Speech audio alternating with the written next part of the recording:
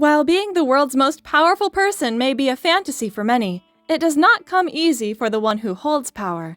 This is particularly the case for the President of the United States. Being the president of the world's biggest economy is not easy. While you may face many other problems when you become the president, personal security is the most pressing.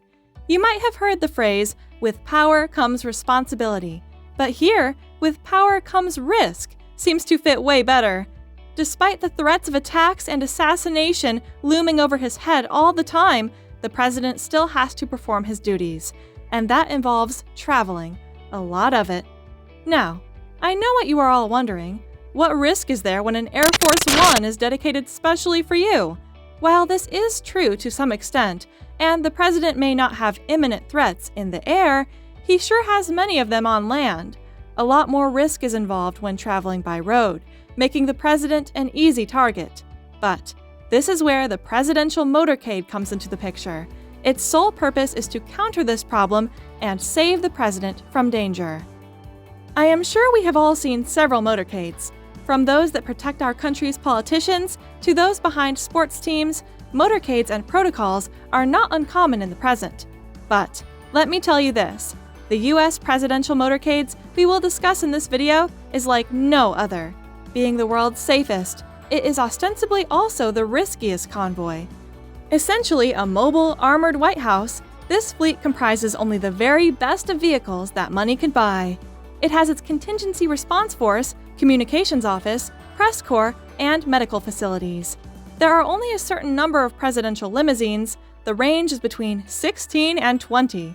Pre-positioning the most capable and frequently newest vehicles based on the danger level and operating environment at each location requires careful preparation and a logistical symphony.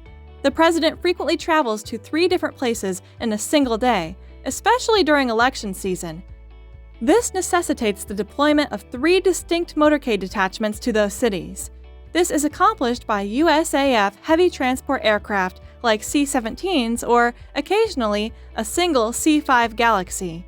In addition to the presidential motorcade being deployed in advance to the location where the president is going, it is now standard practice to also deploy 2 presidential airlift helicopters, regardless of whether they are used or not. The vehicles in the presidential motorcade range widely in kind. The precise configuration varies according to the objective and the available resources. Still, a typical arrangement is followed most of the times. Even if the presidential limousines are moving, the president may not always be inside one of them because more vehicles are occasionally added in other locations. The Secret Service's security team are experts at what they do. They know how to utilize best their resources concerning a prospective adversary's assets and weaknesses. But, all in all, if we dissect the whole structure of the presidential motorcade, we get the following elements. 1. Route and pilot vehicles. These are the cars that you see at the very front of the motorcade. The route car precedes the presidential motorcade by a considerable amount of time and inspects the route while relaying information to the entire motorcade.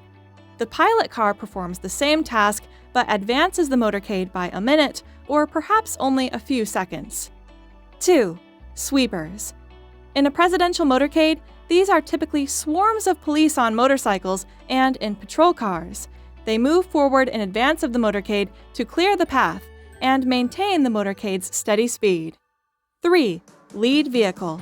The formation's central leader in the presidential motorcade. It serves as a roadmap and a protective layer for what is ahead. 4.